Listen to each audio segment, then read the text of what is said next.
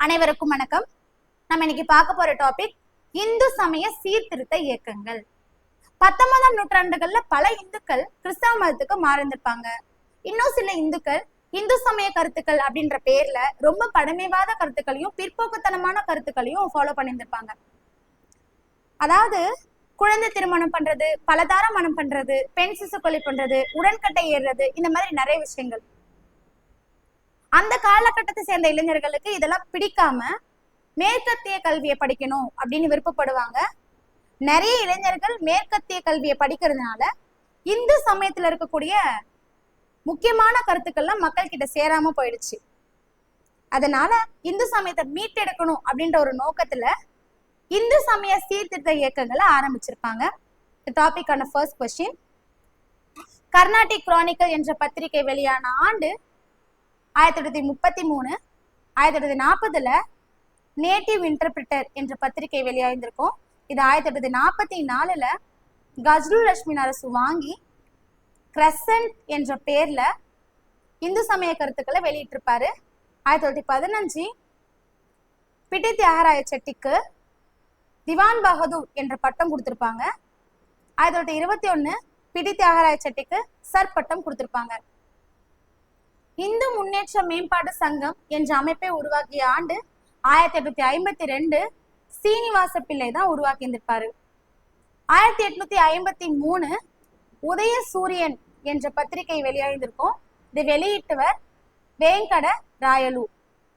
1828 ராஜாராம் கல்கத்தாவில் பிரம்மஞான சபையை உருவாக்கி இருந்திருப்பாரு. 1915 ராஜாராம் கல்கத்தாவில் ஆத்மீய ஞான சபையை உருவாக்கி இருந்திருப்பாரு. பின் இந்த ஆத்மீய ஞான சபை தான் 1828 பிரம்மஞான சபையா உருமாறி இருக்கும்.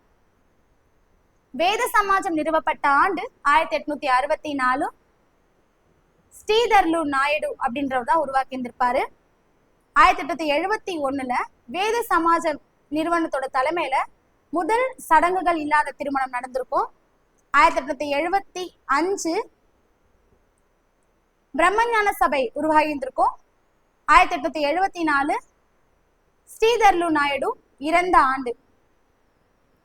பிரம்மஞான சபை உருவாகிய ஆண்டு 1875 நியூயார்க்ல ஹெச்பி ஃபிளவர்ஸ்கியூ ஹெச்எஸ் ஆல்காட்டோ உருவாக்கி இருந்திருப்பாங்க.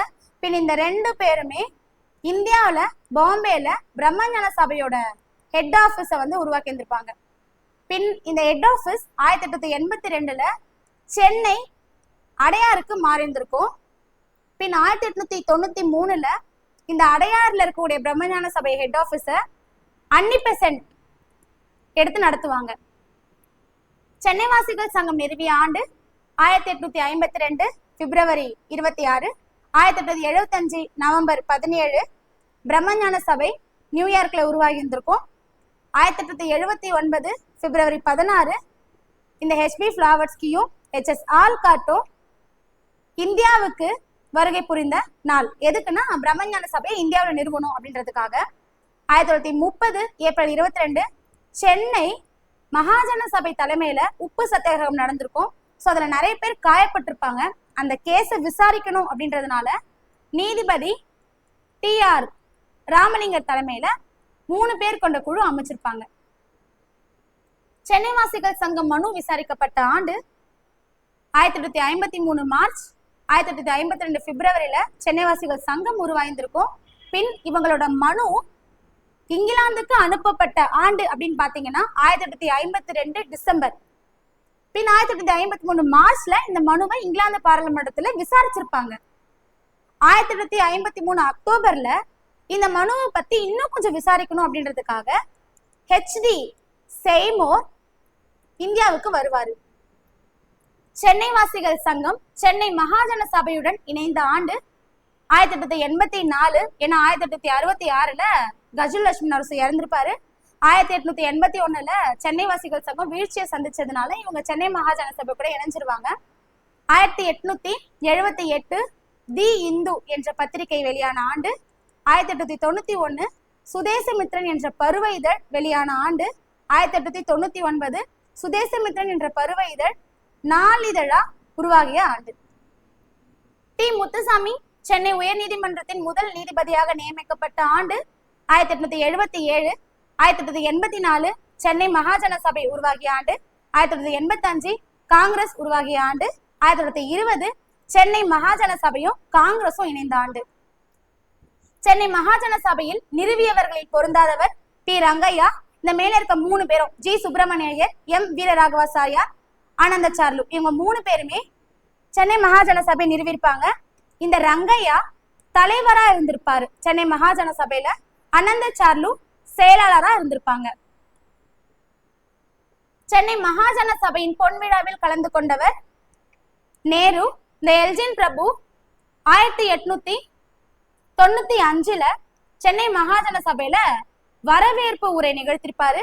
காந்தி 1896 அக்டோபர் 24 சென்னை மகாஜன சபையில உரை நிகழ்த்திருப்பாங்க. கஜலட்சுமி நரசு மற்றும் சீனிவாசனா இவங்க சென்னை வாசிகள் சங்கத்தை நிறுவியிருப்பாங்க. ஸோ இந்த வீடியோ உங்களுக்கு யூஸ்ஃபுல்லா இருந்திருக்கும்னு நம்புறேன். தொடர்ந்து நம்ம சேனலை ஃபாலோ பண்ணி நிறைய கொஸ்டின்ஸை ரெகுலரா படிங்க. தேங்க்யூ.